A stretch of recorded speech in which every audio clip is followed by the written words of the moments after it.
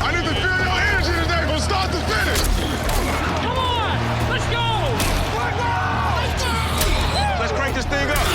It get real ferocious, I'm trying to tell you. Turn me up all day. From the locker room to the broadcast booth, breaking news and the truth behind every take from a real NFL insider and television analyst. Now get ready for the NFL show where the conversation gets real and the fans get a voice. It's time for the Lake Lewis Jr. Show here on ESPN Radio. And that's football.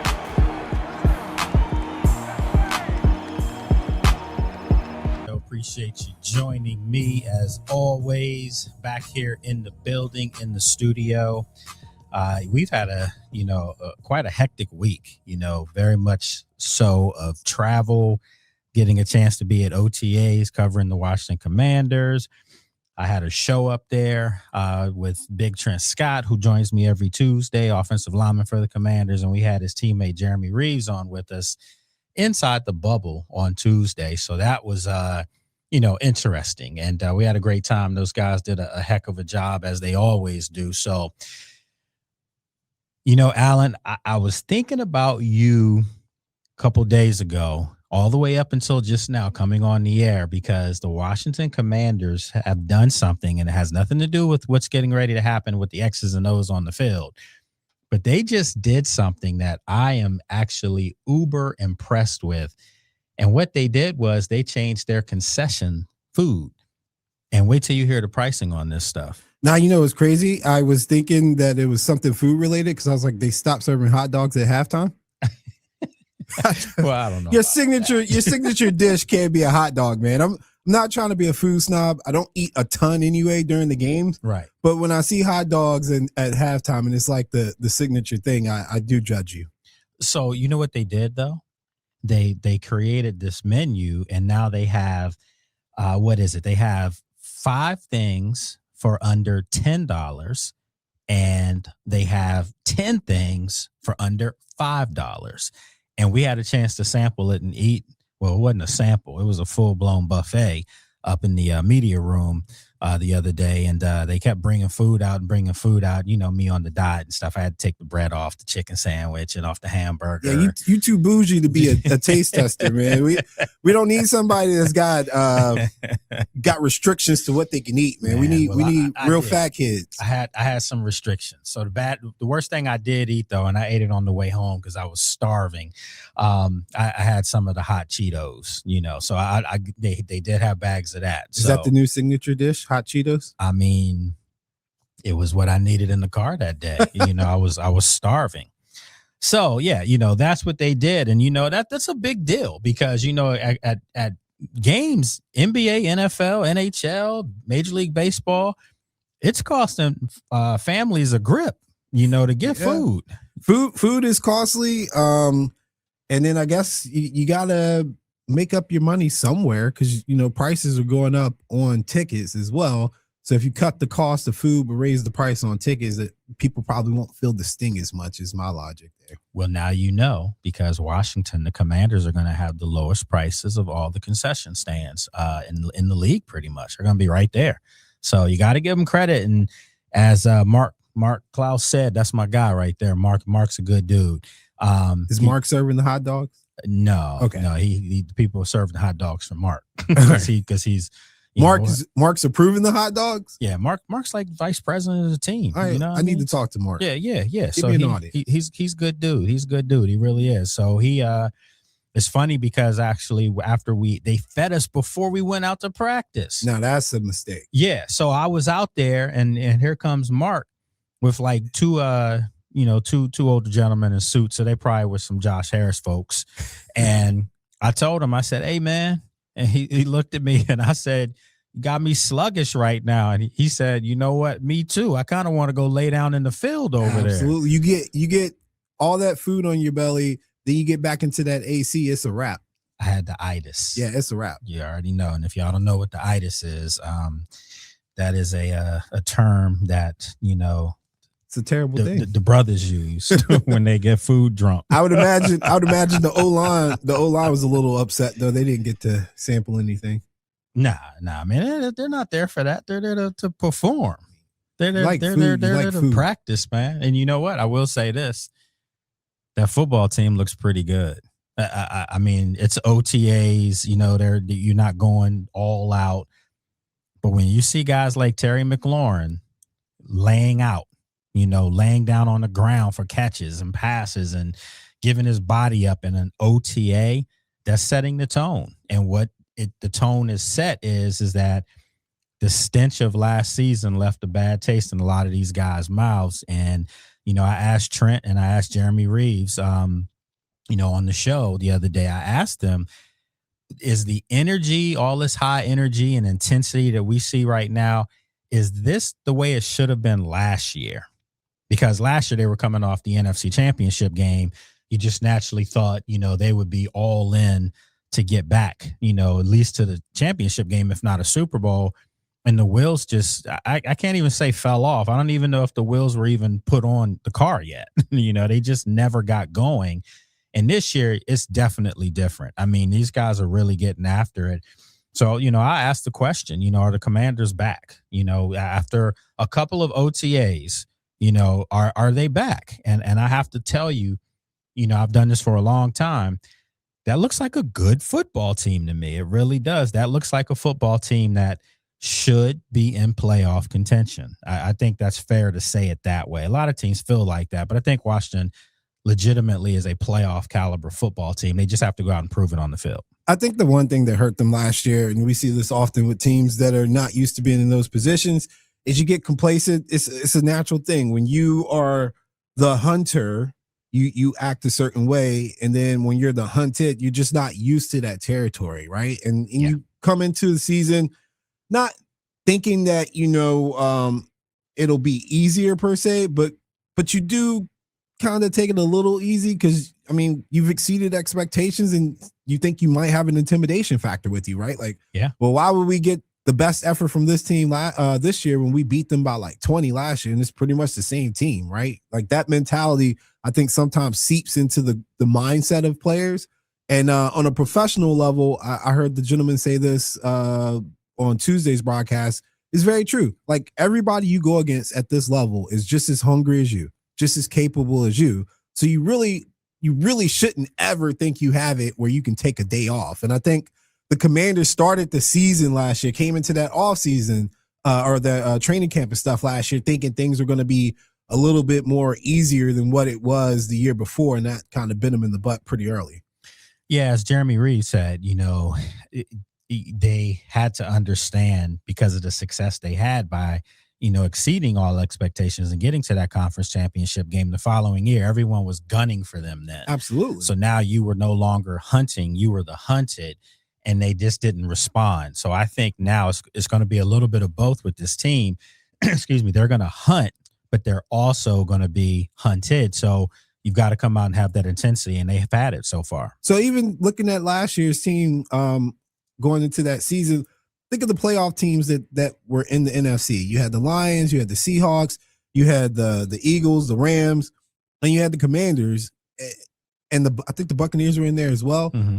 Of those teams, the most vulnerable teams heading into the 2025 season was going to be the Commanders and Buccaneers. Those were the teams you would have circled that you wanted to play to get that feather in your cap. You don't want to play the Eagles. You don't want to play the Lions. You don't want to play the Packers. You don't want to play those teams. But remember, the Lions didn't even make the playoffs. Yeah, I know. Last year, so and they got bit pretty early too. Again, that reality check comes when you realize that the position you're in is actually a motivator, not an intimidation factor. I think sometimes, again, it's the human element. We assume, and I'll use the basketball reference, that we're Wemby, we're the number 2 team, we beat the best team, we're going to come in against this Knicks team, and there's going to be some kind of an edge we have. And then you realize that the other professionals on the other side don't care about that. Actually, that's motivating them to play even better. And I think that's what happened to the Commanders, again, very early. Yeah. I mean, great points. Folks, you're listening to the Lake Lewis Jr. Show right here on ESPN Radio. If you would like to chime in with us, all you have to do is call us up at 804-327-0888. Once again, 804-327-0888. Also, you know, people have been asking me about this, but you can actually go back and watch this show as well. and you can go to my YouTube channel, which is at Lake Lewis Jr. So, so Lake Lewis Jr., but, little at super sign, whatever you have up there. And that's my, everything on social media as well. So been getting a lot of love from folks reaching out through all those different channels, different venues, avenues, whatever you want to call them. So I greatly appreciate all the support we've been getting. And we're trying to give you something a little different, obviously, as a league insider, a guy that covers the Commanders as well. We try to give you some insight into some things that maybe you're not getting from some of your other outlets or from some of your other media folks. So we like to make this your home for real, true content. And remember, it's not just coming from me, although I am there every day, but you're going to be able to hear it from the players themselves like you did on Tuesday. So I got to tell you, when you go back and you think about OTAs in the past, and, we talked about this the other day with the guys that, it didn't really matter. It was just, you showed up and, you didn't go all out. And now with the way the league has changed, the fact that the year now, people keep telling me, oh, you got an awesome job because, you have it for 5-6 months tops. And then you got like 6 months off. And I'm like, who's got 6 months off? I don't know. 6 months off. Yeah. Right. I don't know what you're talking about. My job is year round covering the league because the league has made it a point to sell itself year round. You remember when the Super Bowl used to be over back in the day? You kind of were like, we got to wait till the draft. And then they made the combine a thing. So now after the Super Bowl, obviously, the Pro Bowl, I don't think anybody really cares about that. Right. Yeah, I discount that. So you have the combine. Then you have people getting excited about the draft that's coming up. And then after the draft, they have OTAs and off-season workouts and stuff like that, where now as media, we can go to those things. That's opening this thing up to get full coverage year round. So for all of you out there to think that this is, country club, nah, brother, that's not how this works. And thankfully, in my position, basketball pulls me away from football for at least a month or so, especially around March. But yeah, it must be nice. Yeah, it's not the break that people think. In fact, I think I had my first panic attack that I was forgetting something last week. And usually that doesn't happen until July when it's around like real training camp and stuff. But because we've been going and the draft coverage and OTAs and things like that, being more involved this year has definitely made me question, like, is my schedule right? Yeah, man. I mean, it will sneak up on you. I will tell you, I did watch the game last night, the basketball game last night. And I think the Knicks are winning that series. Yeah, I mean, it's a series for a reason. Can't go off of one game. I'm happy to see it highly competitive at the top, which is what we want to see. And I know I knocked the NBA for their lack of competition every night. And it's really effort, right? I can't recall the last time. I mean, individuals, yes, every now and then you'll see somebody loafing on a block or something like that. But like football is not a sport where you see a collective failure to compete. And the NFL is definitely at the top tier of that.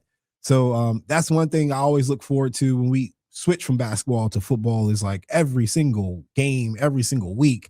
These guys are out there giving it their best. Every single play. Yeah. Because if you get caught slipping out there, seriously. People like me look for it. Like I really do.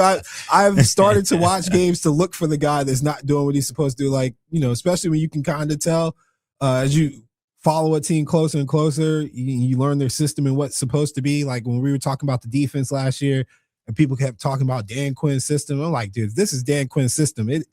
That guy's out of position, et cetera. Once you get that exposure, it does make it a different watch. Yeah, it really does. It really does.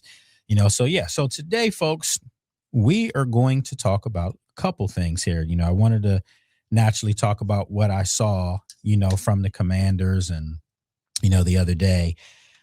But I wanted to talk about some players that, are catching me off guard that I want to see what your knowledge is like, Alan, because I know you're a film guy. But the other day, a wide receiver caught my attention that I never thought would impress me the way he has. I heard you guys talking about a receiver, but obviously I I couldn't pick up on the name, but a fast receiver, right? Somebody that had a lot of speed. Van Jefferson. Yeah, I wanted to say it was Van Jefferson, but I wasn't 100% sure. Yeah. And whoever told people, or I think it might have been Reeves since he plays against them, but I think Reeves was like, yeah, he's really fast. He's actually right. Like, it shows on tape. He's really fast. So he got behind the defense several times. Yeah, that's his calling card, and that's what they need. You know, De'Ami Brown looks amazing as well as far as his speed. You know, that's always been there. So he, you know, and De'Ami catches everything in practices. Well, I heard De'Ami looks more full too, right? He added some size to him. 100%. Yeah, that's good. Most of these guys look bigger. You know, most of them look bigger. So obviously they've taken their off-season conditioning and workouts very serious, because this is a different looking team. It just is. You know, size, athleticism, youth is around. Sonny Styles is looking amazing as well. They've got themselves a steal right there. They have a keeper at middle linebacker at that Mike spot. Yeah, and I would expect Sonny's going to look a little different in a couple years too. The NFL regimen is. I mean, we know some top tier college programs. Ohio State's definitely one. Yeah. Especially when it comes to strength and conditioning, but nothing compares to what the NFL can put these guys through. And I expect Sonny to get bigger, faster, stronger, which is crazy to say. He could end up coming down on the line before his career's done. I see. So that's something that I'm not 100% sure I see in his repertoire. A little bit like Arvell Reese. He's capable because he's athletic. But I think we also are overlooking the fact that the guys who do that on a regular basis, like the Micah Parsons, they're twitchy, very skilled. Yeah. And there's a different type of like Sonny's uber athletic, but hip movement and things. He's of that not nature, used to that kind of stuff. That's not him. And there's that still shot of was it Bailey and Reese? Yeah. Or it might have been Bailey and Reese, or maybe it was Bailey and Bain. No, it was Bain. Bain, yeah. Bain's bend and is Von Miller next level. Yeah, that is like the highest end of the spectrum of people that can do that. And then you can tell the guys who are just not quite as comfortable from a technical standpoint, like their movement. And I think it was Reese was the other guy. I don't think it was Bailey, but like he's not used to having to dip that low and use those kind of movements to get out the quarterback. He's oftentimes coming from a standing position. And Bain spends most of his time with his hand in the ground, despite what people think. So it's going to look different. I would like to see him do more of the Patrick Willis thing. Like, P. Will never put his hand in the dirt, but he was a great timer of blitzing. And when he did decide to go, when they did send him and Navarro Bowman were just a crazy combo when it came to that. Both of the guys were capable athletically to be, hand in the dirt type player, but they were true linebackers at nature. And so when Fangio would send them, like you could see, like they didn't need the technique. They just needed to be smart, which is the timing, and athletic, which they already had.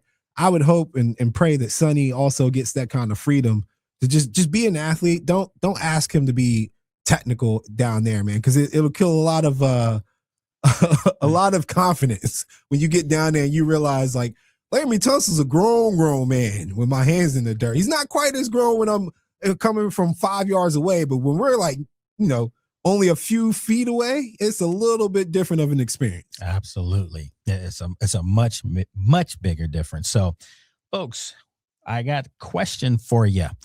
If I were to ask you two young players, from what you've heard from us in the media, from what you've seen, two young players that have stood out the most. Well, I'm going to give you two that you may not be thinking about, but you got to stick around to find out.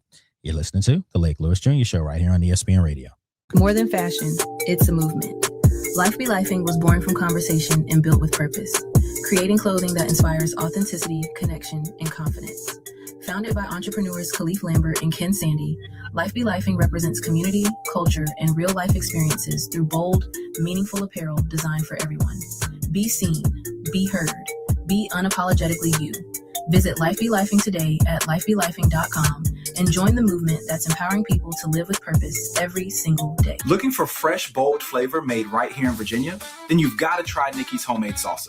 Crafted in small batches by Nicole Wesley in Providence Forge, Virginia, Nikki's Homemade Salsa delivers the perfect blend of freshness, spice, and homemade taste that keeps people coming back for more. You can find Nikki's Homemade Salsa at select farmers markets across New Kent County and at local favorites like Salt Creek Vineyards in Lenexa. To order yours today, contact Nicole Wesley at 757-303-7697 or email ndtarw@gmail.com. What if your financial plan has been quietly working against you this whole time? It's an uncomfortable thought, but for a lot of people, it's the reality. The investments they set up years ago, the insurance policy they never revisited, the bank account just sitting there, all of it slowly drifting away from their actual goals. National Financial Group specializes in catching exactly this.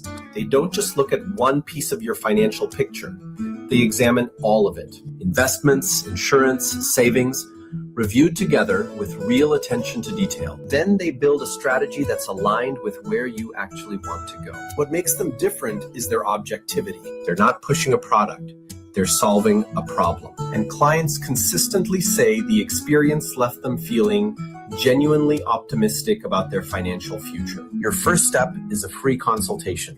Reach out to National Financial Group and find out where you really stand. Lake Lewis Jr. Show right here on ESPN Radio, ESPN Richmond. And if you're in your car right now, make sure you're driving safely, of course. But if you would like to chime in with us, you know, we have all forms of communication. So you can call us at 804-327-0888. You can text that number as well. You can also email us as well. So, you know, we'll get to all of those, questions that have been coming in. We'll get to that in a little bit here.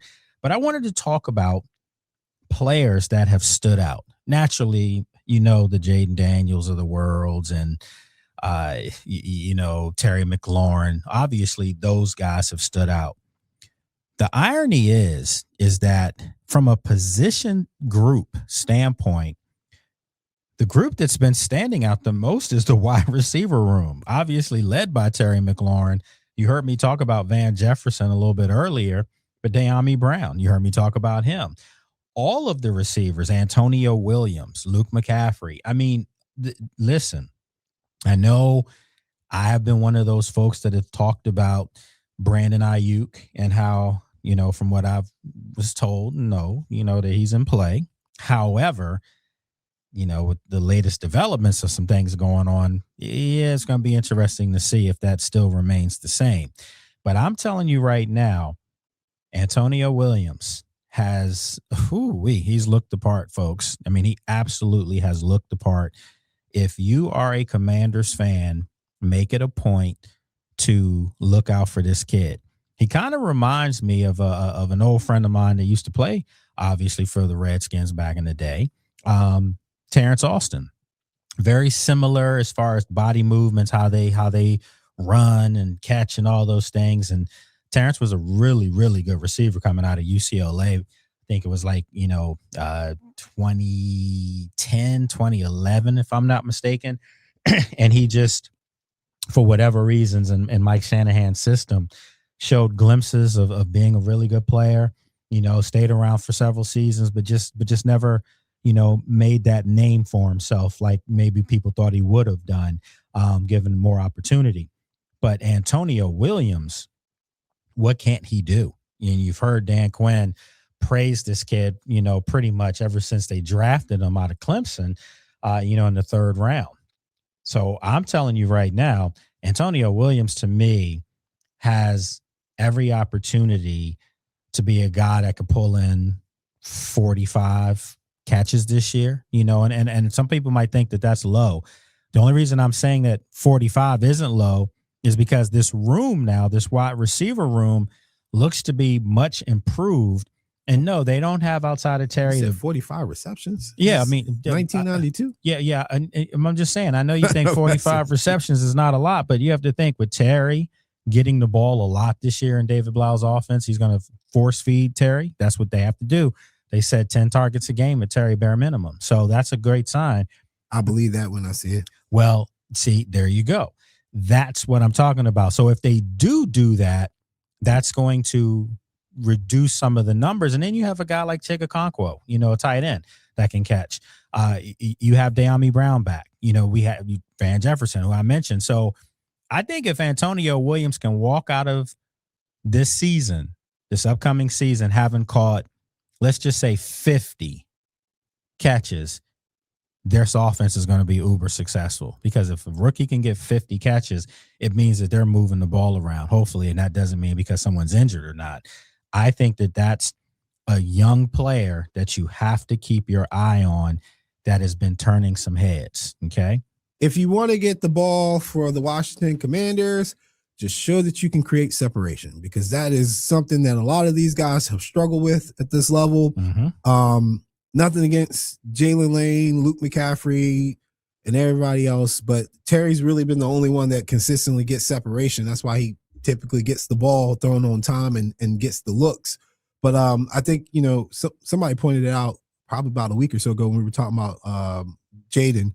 It wasn't that he was always uncomfortable. He can't hold the ball for so long, and these guys get no separation. So he wasn't comfortable throwing into those tight spaces. So either he's got to get riskier, or they got to create more separation with their routes. Well, guess who is a great separator Antonio off the Williams. line? Absolutely. Yeah, that's why I'm like, I'm looking at the depth chart. Obviously, it's the way too early depth chart. Of course. But it's got him slided behind Luke McCaffrey, and I was like, nah, that doesn't last. So, yeah, I don't know about that. Right. No disrespect to Luke. I don't know about that one. Yeah, that's you earning your keep. That's all it is. But that kid is special. And I think Washington has them won. I really do believe that.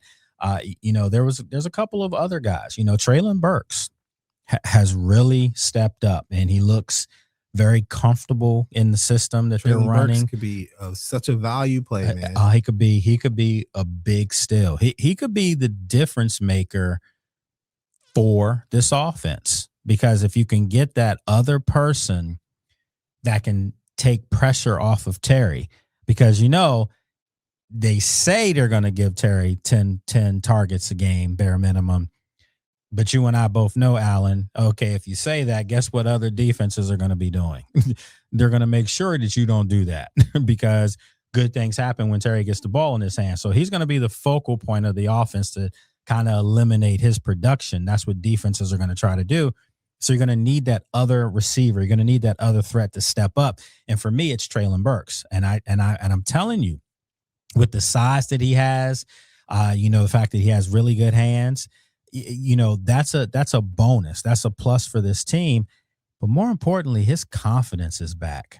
He doesn't look like a guy that maybe could have been unsure about himself. I know he's a man of faith and he's got, a strong belief in himself. But let's face it, he didn't produce in Tennessee as a first-round draft pick. Well, Washington's getting him 3 years later. It's not like they're getting a guy that's 10 years into the league and he was a former first-rounder. We're talking about a guy that's going into his fourth year in the league. Yeah, I mean, he's a rare case. I think the team moved away from him while he was still in his rookie deal. Yeah, exactly. Which is absurd. Like really crazy, because usually they at least see it through to the end of the rookie deal. But I mean, Tennessee isn't known to be very smart during that tenure with some of their business. So that's kind of why I think also Mike Vrabel left. Yeah, I'll speak on it. That's why Mike Vrabel was done with them. Honestly, him and the GM had their issue. They let AJ go during that time, and a couple other questionable moves with their offensive line. So it's good to see that he didn't, like some of these guys, when they have that happen to them, they completely flame out, end up playing flag football or something like that. It's good to see that he stuck with it and he's got an opportunity to not only revitalize his career, but be a main player in this system. Because when's the last time Terry could look across and see somebody that can also put pressure on safeties and stretch the field with him? Yeah. I mean, it was supposed to be Deebo Samuel last year. Deebo ain't never been no field stretcher. Right. And it just never, unless he was running past. Yeah. You got to give him the ball within 5 yards, and then he can make something cook. He's bubble route guy. Yeah. That's what he did. And you think of the way they're going to utilize all these guys. So again, that's been the big question. I still have people asking me, is IU coming? Is IU coming? You don't know Ayuk. I don't know now. I told you. I told you when it came up the first time. Y'all don't want Ayuk up in DC, man. Something's going on with him right now. Let him be. You don't need that in your locker room. You don't need that distraction. This isn't somebody trying to get out of a contract. This is somebody that needs some help. So well, and the thing is that this wide receiver room has helped itself, so far, so much so that I've said this. If they go into the season with the players that they have right now in that wide receiver room, I think they'll be just fine, because it all starts with Terry. And now you have a healthy, reinvigorated Terry. That makes a big difference for everything. And now you have a pass catching tight end too.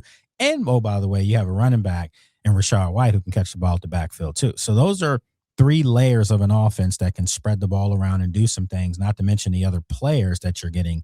So that's that. So one of the other things that I did want to get was question from the back of the room.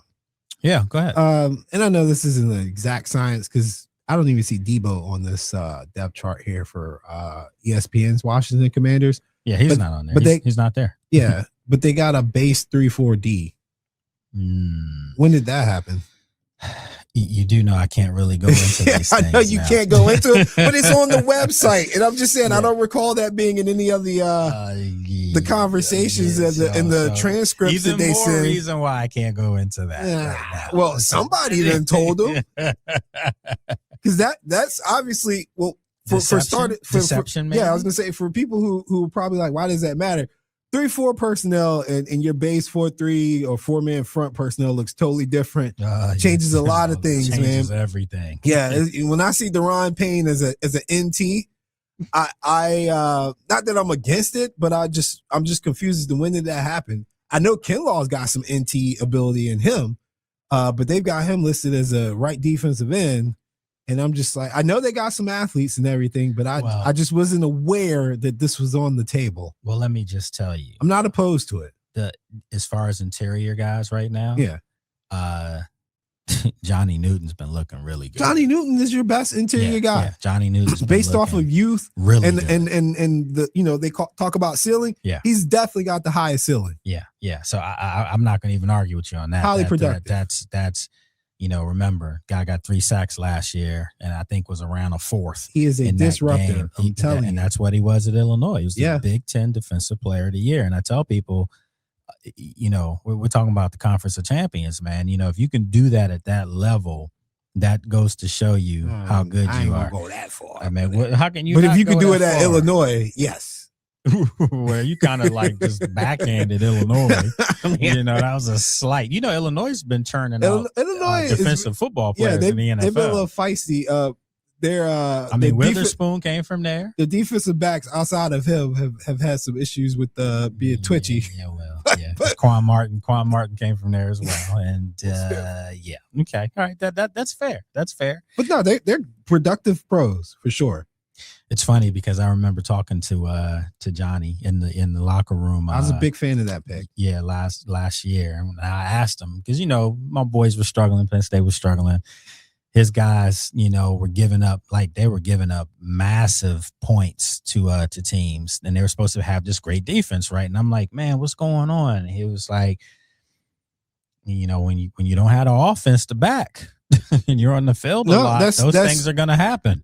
Washington Commanders for a good portion of even the rookie season of Jaden Daniels, man. Like when you have so many 3 and outs, third down failures, those third downs, man. You gotta give these boys a break, man. You can't be 3-1 defense to offensive plays. Yeah, they're gonna get tired, especially when they constantly under pressure playing on short fields too, man. That's rough. And that's actually one of the big prevailing themes. There's like 3 things that they want to talk about over and over for this team, and one of them, the third one, is situational football. And people talk about it, but people don't realize the value of when you can do that. When you look at the Seattle Seahawks from last year, them winning the Super Bowl, their offense could play off their defense.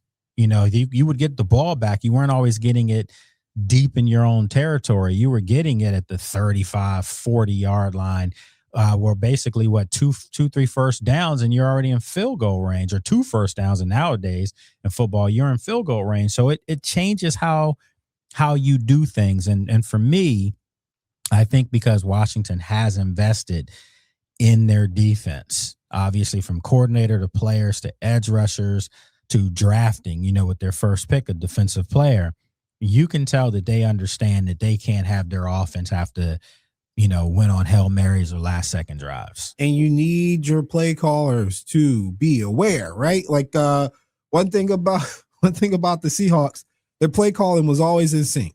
You never had the question, what are they doing that for? Why they come out in that? Like they knew how to help their defense by establishing a good first down play, getting into position in second down and making it a manageable third down and extending the drive. They were very, very good at that. And it also helps to have somebody that is unguardable. Listen, man, I mean, they're two coordinators, have history with each other, know each other. These practices have looked like chess matches, and I've never seen that, not in Washington at least. I'm seeing these guys checking each other off at the line and defense moving, offense countering to that. It's good stuff, man. It just goes to show you that guys are knowing their place, knowing where they're supposed to be on both sides of the ball. And as they say, iron sharpens iron. So that's what you need. I still need somebody to explain this 3-4 defense thing they got up here on this chart. Well, why is ESPN reporting this? Yeah. I haven't seen anything like that in the transcripts or the conversations. Well, maybe, we can report those things, so that's just what it is as a network. And then also as an insider with the network, I guess I can say those things. Again, it's on the website. It makes complete sense to me, especially when you look at how many. I think that's just a formality. I'm pretty sure it's just a base. I'm pretty sure it's just a base. It's almost like you going to get in a car. But I'm just saying, you're going to get the base model, and the base model in the NFL is a 4-3. Yeah, and if you wanted to do a 3-4 with these guys, you could. You can have variations. I was going to say you can have variations. I like to see.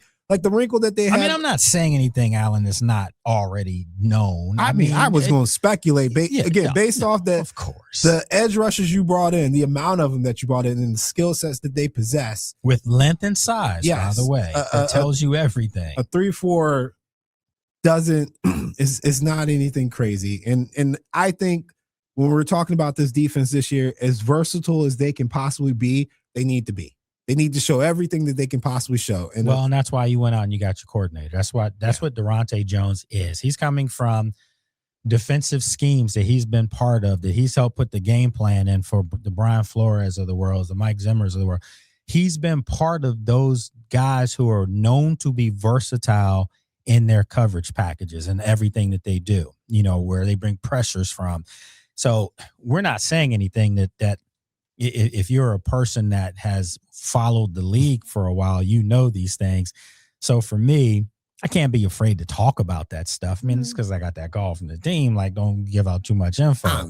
I would guess this guy's from the Flores tree. We're going to see. I don't know if amoeba was the actual. It was. Was that the actual term? Yeah, all right. Yeah. I was going to say, I thought I heard it in passing. I've been calling it that, but essentially, you're going to see a defense that almost looks positionless sometimes. You're going to see guys like maybe even Kinlaw in a 2-point stance, man, moving around, and it's going to get really, really confusing to people. And then when the ball is snapped, it's absolute chaos for a starting quarterback. You're going to see fire zone blitz concepts that are going to blow your mind. Like, seriously, you're going to be confused as to like what exactly just happened.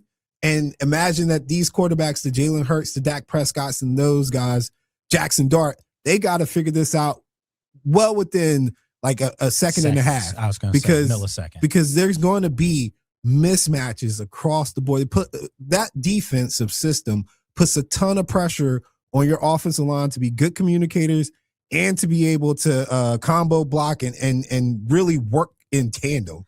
Banned from the Lake Lewis Jr. show. Like, hey, Lake, where's your producer? Where's Alan? Man, I'm cool with it.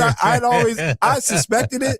I even hit a quick Google search just to confirm, and it said hybrid defense, and that's all I need to hear. I know exactly where you're going with that, Durante. And again, there'll be a time where we can go more in depth about things, but it should get you excited if you're a fan. You're going to see some things that you haven't It's the seen. element of surprise and that's how it was explained to me. Like you just can't front load everything right now with all the information. And I know as fans out there, they're like, wait a minute, I want that.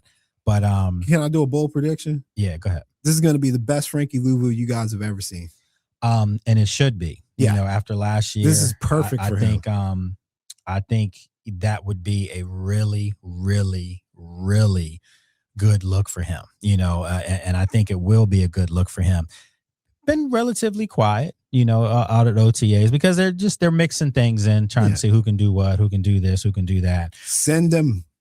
Yeah, I mean, they had the other day a bunch of people, you know, as green dot guys, as you know, mics, you know, seeing if who can do it. Can Kane Madrano do it at times, you know? And these are things that just, you know, I don't think it's something where it's saying that person's going to do it. But whenever you can add to your repertoire, whenever you can show your coach that you're capable of doing this as opposed to doing that and only be known for doing something, I think it opens up your game. And that's that versatility aspect that they're looking for. All I see is Louvu and McGee. Send them. Jordan hasn't done a whole lot. It's okay. Yeah, and they need that athleticism to really come to the forefront. But I mean, when you have Sonny and you have Leo, Leo's looking really good. Send them. All of them. You know, you're gonna have to just, you know, bring them off the bus, man, ready to run. You know, ready to go. So see ball, go get ball. So we'll see how that plays out. But look, when we come back, I want to talk a little bit about some stuff going on around the league right now, some league news, because this is an NFL show, you know, and I am an NFL insider, so I do want to talk about some other things. And if you are a fan of other teams, by all means, you can call us up. Once again, 804-327-0888. You're listening to the Lake Lewis Jr. Show right here on ESPN Radio. Looking to buy or sell a home in Richmond or anywhere across the U.S.? Trust the proven experts at the Cabell Childers Group. As the top real estate team in Central Virginia, they help buyers, sellers, and investors at every price point, no matter where you are. With over 300 homes sold each year and more than 4,000 homes sold since 2001, their results speak for themselves. Visit CabellChilders.com or call 804-409-3235 today. Again, that's 804-409-3235. The Cabell Childers Group, delivering unmatched service and results you can trust for a lifetime. On the Lake Lewis Jr. Show. Appreciate you for listening to us. And remember, coming up a little bit later, you can watch this. You can go back and watch this on YouTube, and it'll be on my channel, which is Lake Lewis Jr. So at Lake Lewis Jr., that's the channel on YouTube. We can go back and watch this. Gives you a little bit more, you know, just from a visual standpoint. We have a lot of fun with it as well, and some people are they're digging it, so to speak. So I like that. So now I want to talk about some NFL news out there, and there is a kind of a local presence to this next thing that I want to talk about, and that's the fact that Russell Wilson is confirming he's retiring and he's joining the crew over at CBS. You know, I can say that, so that's fine. So my question is, and this is going to be something very, really interesting to get Alan's take on that, because Alan's, you know, from around the way around here, and, you know, Russell Wilson is as well. And, you know, when I came down here to the area, I realized how much of a legend the guy was, you know, here in the Richmond area. Obviously, remember, he went to NC State and, you know, ended up transferring to Wisconsin. And, you know, so I don't even know if you want to say he's a Badger more than he is a, member of the Wolfpack, you know. So with that said, I don't, that's a good question. I don't know. Yeah. So what I wanted to talk about, though, was this guy won a Super Bowl. He was an MVP. Did he do? Did he do? He went to 2 Super Bowls, and had he not been asked to throw the football, they would have won another. Marshawn would have just handed it off, right? If he was insubordinate and said, "Coach Carroll, no, I'm turning around and giving it the beast mode." So the thing is, did he do enough in his career for him to have been able to go out with more ceremonious, like this retirement is eerily quiet to me. It's like, oh, by the way, he's gonna get paid now. Don't get me wrong. So should he have been like celebrated a little more? Should he have been celebrated more? I think he is a victim of the evolved NFL. If we still put quarterbacks like Lamar and Kyler Murray into a box where they should probably move to receiver, or they should probably move to tight end or running back or something like that, I think he would have been celebrated more. But we've seen so many different variations of dual threat quarterbacks since Russell's peak, where it's like we acknowledge that he was good and great in moments and what he's done, but I don't think he's going to be celebrated or he would be celebrated like around the league. See, but I'm not even looking at it from the standpoint of him being a dual threat quarterback. I'm looking at it from the standpoint that the guy was a winner. Yeah, pretty much. But you know what else also kind of dulls his shine a little bit? Sam Darnold just won the Super Bowl with the Seahawks.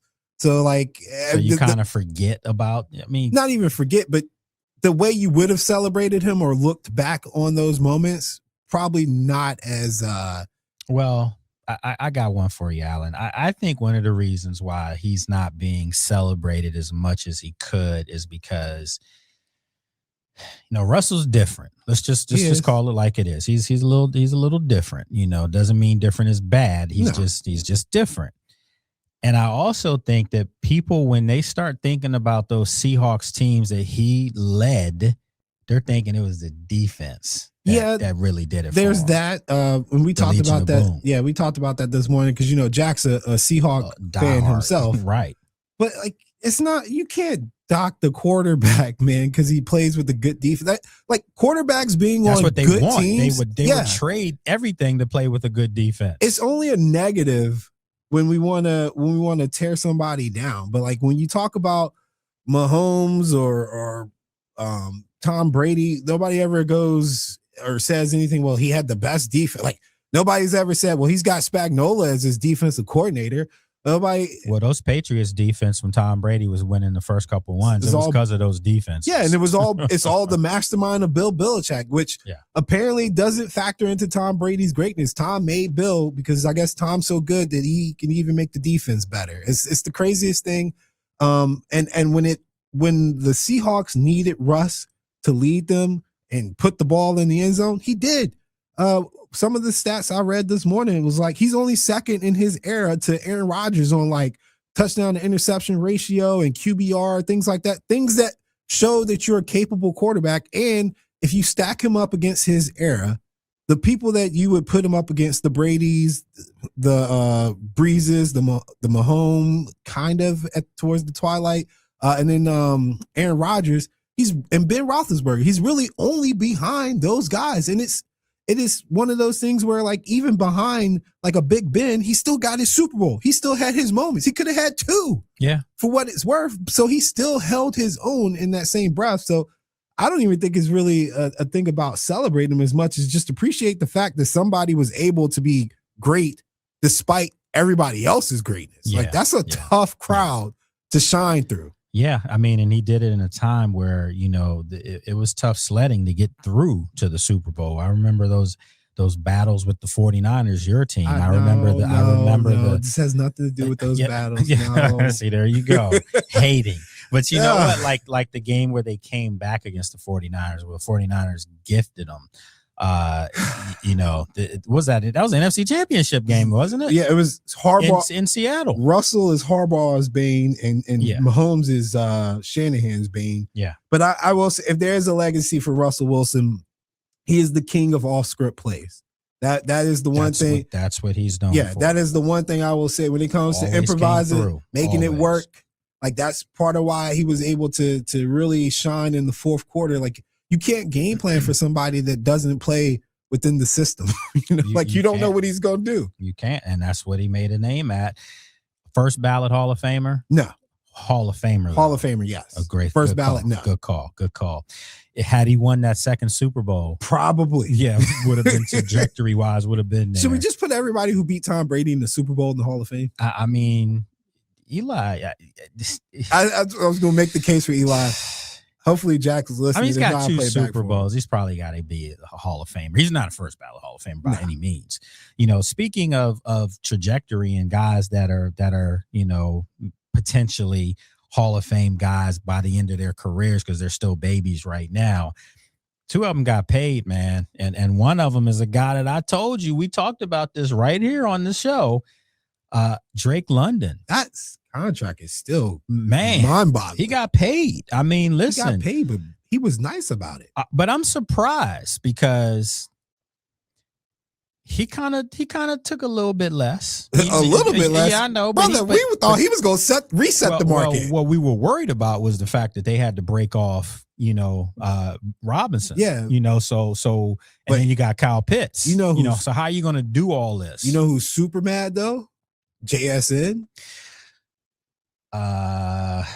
Why do you say that? Because he could have got even more money if Drake is coming in at 40 per. Imagine what JSN could ask for it, and people wouldn't even bat an eye because he would be like, "Say I'm paid and I'm a Super Bowl champion, and you guys, I'm gonna get 45. I could have got 50. Who knows? I mean, Atlanta kind of is taking the Cincinnati playbook a little bit, where they're paying their offensive stars, but the difference is who's your quarterback. And the difference is they also kind of have an offense. It's not going to be Tua for long. Yeah, they kind of have an offensive line to work with. If Penix can't beat Tua, bro, whoa. Yeah, I mean, I just don't know how much I can bet on Penix because of the injury history. When's the last time the NFL had a team where both of their starting options were left-handers? I don't know, but I'm left-handed, man. So just, you know, those are great options to have.